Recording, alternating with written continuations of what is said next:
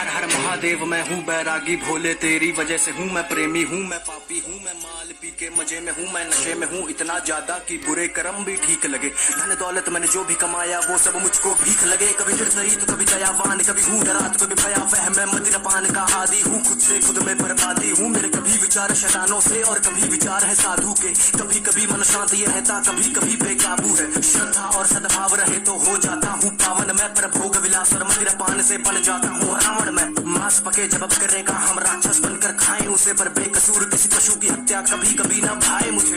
एक शरीर है दो मनुष्य लगता मेरे भीतर रहते हैं विनाश काले विपरीत बुद्धि सब कुंडली देख के कहते हैं।